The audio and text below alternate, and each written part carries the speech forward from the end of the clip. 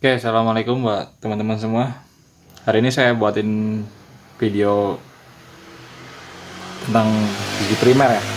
Karena kemarin waktu saya bikin video untuk konsumen ke Pakistan, saya selipin kan primer merek KTT dengan angka 20.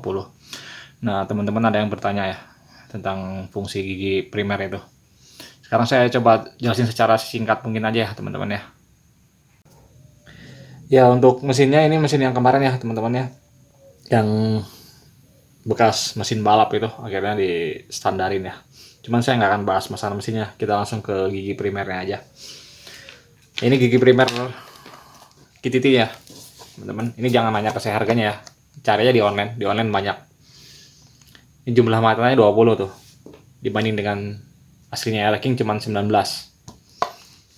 Ini saya jelasin dulu ke pemula ya, ke teman-teman. Ini menurut pengalaman saya ya, power tenaga. Kalau teman-teman mau cari power, ini menurut saya ya, mungkin akan berbeda dengan mekanik-mekanik yang lain. Kalau teman-teman nyari power nih ya, nih dari kruk as naik ke atas, artinya kruk as, blok, membran, head, kompresi primer, kompresi sekunder, karburator, spuyer, pilot, knalpot. Nah itu power adanya di situ tuh. Silakan utak-atik area itu. Dari kruk as ke belakang, ini dia penyalur power, penyalur tenaganya. Dimulai dari gigi primer, gigi sekunder, kapas kupling, gear ratio per giginya, sama final gear, mata rantai. Nah itu menurut saya. Jadi kalau teman-teman cari power, kalau menurut saya fokusnya dari sini ke atas. Untuk penyalurnya dari sini ke belakang.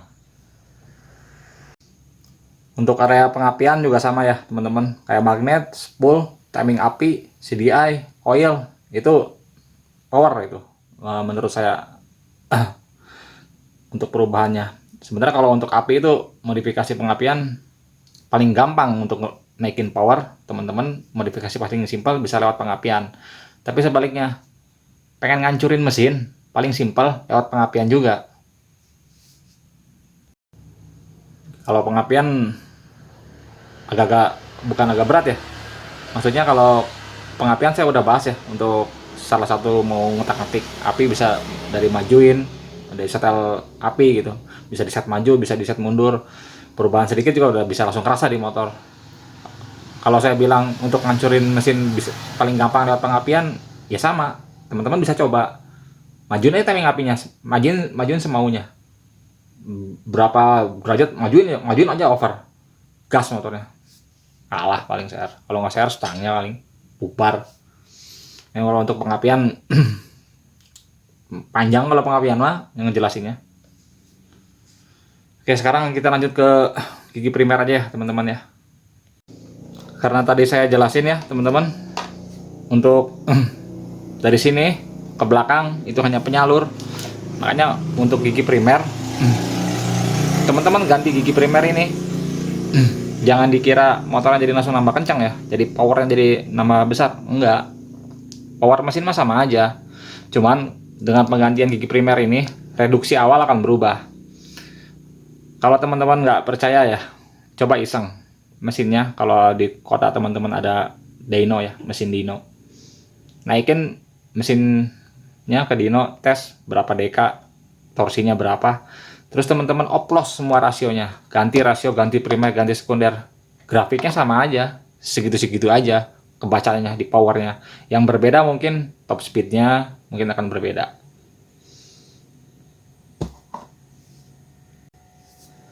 atau dari akselerasinya mungkin akan berbeda ya kan. Kalau mainin gigi kan, misalnya teman-teman mainin gigi nih, nggak usah di reduksi awal ya, di reduksi akhir, gear belakang dikecilin, diberatin, dengan power mesin yang sama otomatis top speed akan naik. Gear belakangnya dibesarin, dengan power mesin yang sama otomatis akselerasi akan lebih cepat ya begitu. Jadi kalau grafik di powernya sama aja, nggak akan berubah. Jadi untuk penggantian ini awas nih yang suka latah ya, yang buat pemula, jangan dikira ganti gigi primer, ganti gigi rasio motor langsung nambah kenceng. Enggak, power mesinnya segitu-segitu aja, cuman dia hanya penyalurin aja.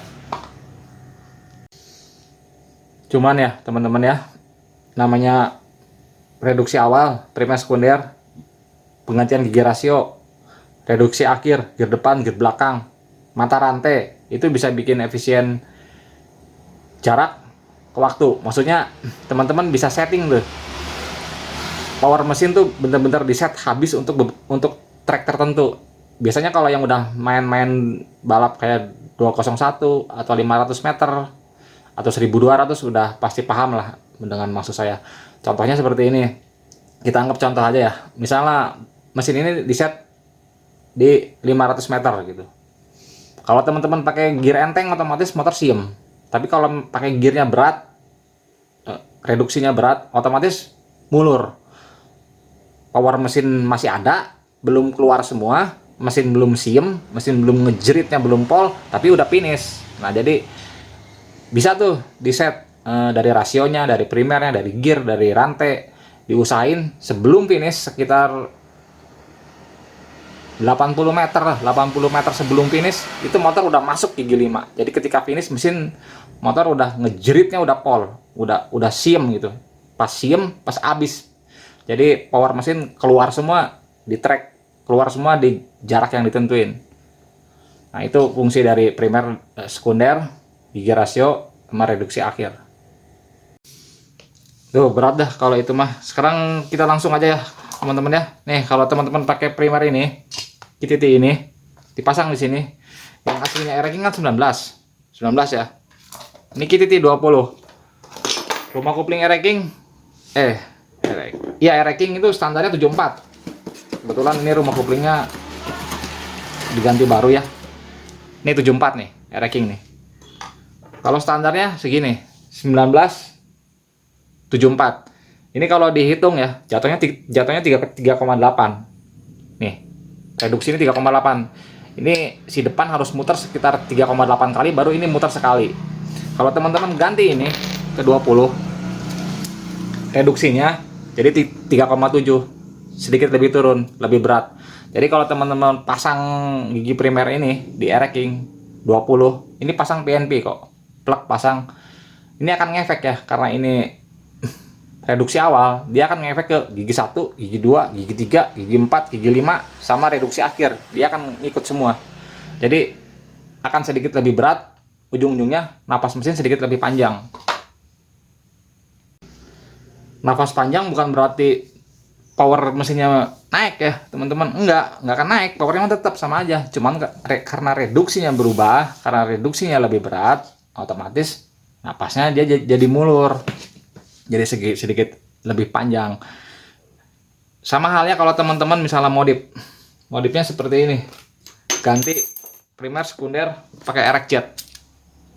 Ini rumah kopling Erekjet ya. Ini pasang di Ereking bisa, ini sama, tinggal dirubah sedikit kok, ini nggak terlalu ribet. Kalau teman-teman mau pakai rumah kopling Erekjet di Ereking juga bisa, cuman ada modifikasi sedikit aja.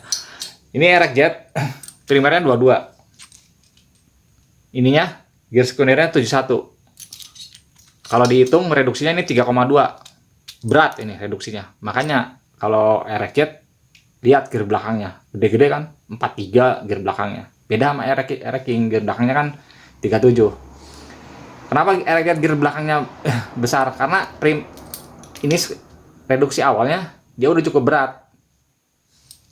Makanya lari ke final gearnya dia enteng. Nah kalau final gearnya berat juga, ya motor kepanjangan napasnya. Sama juga ya teman-teman, kalau teman-teman masang nih primer sekunder Erekjet ini dipasang di Ereking, reduksi awal jadi berat, jadi turunnya jadi jauh nih, jadi 3,2. Otomatis kalau teman-teman masih tetap pakai rasio standar 1, 2, 3, 4, 5 standar dan reduksi akhirnya standar 15, 37, motor napasnya panjang-panjang, pasti panjang-panjang karena reduksi awalnya berat.